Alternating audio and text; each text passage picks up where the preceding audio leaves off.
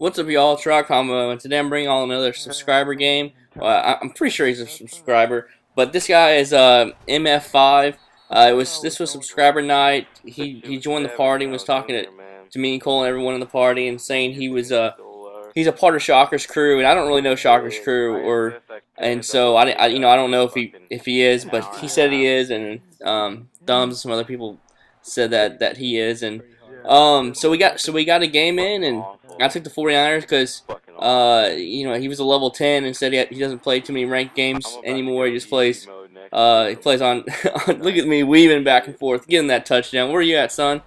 And he says he scraping some kids up on Shocker's website and the tournaments and whatnot, so he hasn't had to pay for Madden in a few years. So I knew going into this game was going to be a matchup, so I put my tryhard pants on, and so we went at it. He took the Panthers, and he definitely has a nice scheme on offense. He was playing one of the subs in the before he started playing me, and the sub was saying he was really good too. So I definitely went in with like it was a tournament type of atmosphere. And this is just unfortunate. I get a huge sack right there on him, but I got called for face mask on the sack. Like, look at that right there.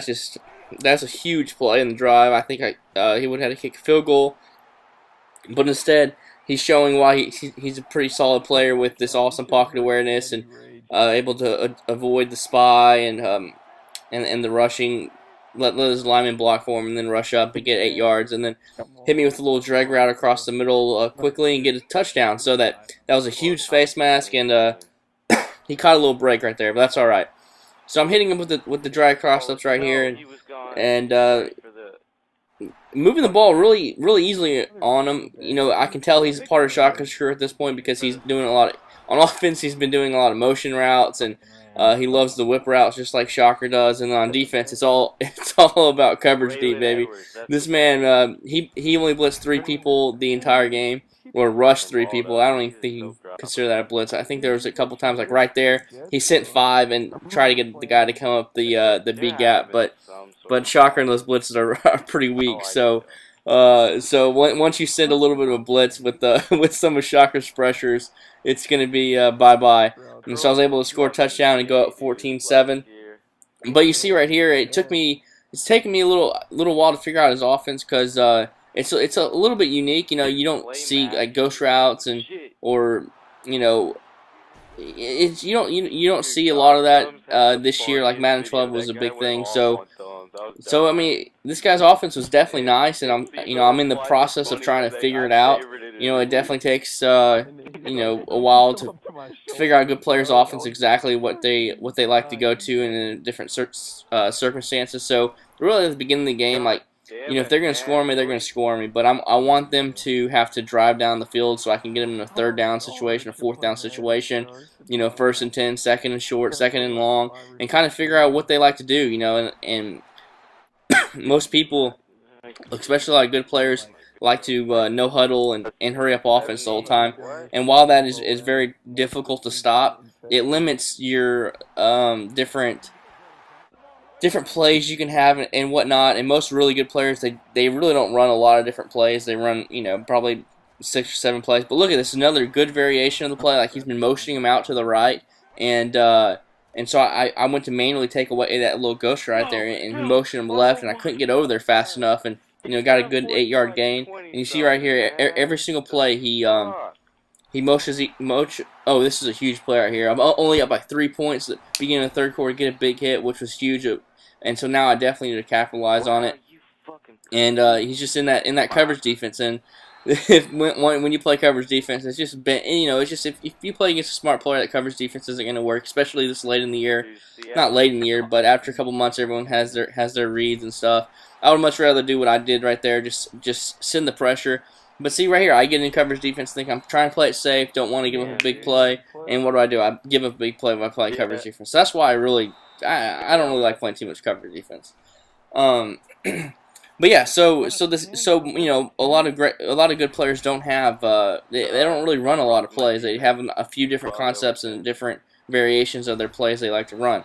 And so what this guy liked to do was, out of this bunch formation you see right here, he did a motion out the player, and he went on a fade, and their guy was on a streak in the middle and usually had a guy doing a whip route right there. You see right there, the guy's on the whip route.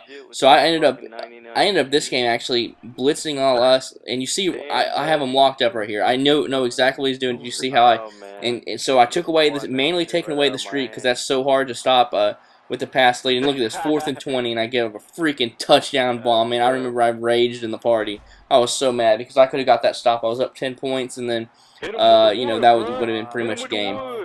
But I feel like I got this guy locked up. He knows it, and I know it, and he's quiet in the party. And there's just not much.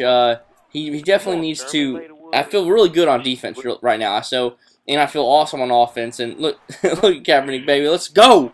Give me that 10-point lead back. And so going in the 4th quarter, the 10-point lead. That's exactly where I want to be. And I feel like I got this guy's offense on lock. What I'm doing is I'm playing some zones to take away his flat route on that when he goes to the bunch formation, and then I'm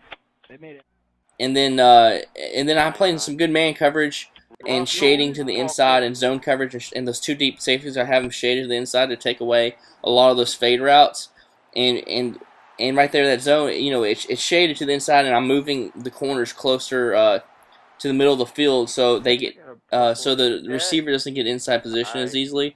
And so these are just a bunch of little adjustments that I'm making, and I felt like I was able to lock it up. I went away from some things I like to do on defense. See, once again, he blitzes and I teach. You got to get rid of these shocker defenses, man. Those things just don't work. Those are worthless.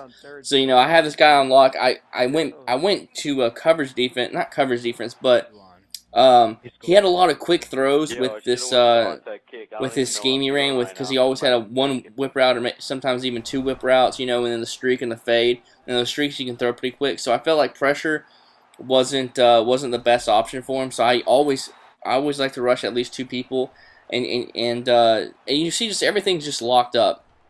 Like there's just nothing open right here. Like, and you know, he's gonna suffer that throwing in a double coverage. Like, be my guest. So now it's 4th and 15. Once again, I baited him into it. I had him locked up, and this is where he ended up quitting out after this. True Madden All-Star Crew style. But no, he was a cool dude and good player. And so yeah, so good game, and Goon Squad representing and beating Shocker's Shocker's crew right there. So roll Tide. I'll see you on the 6.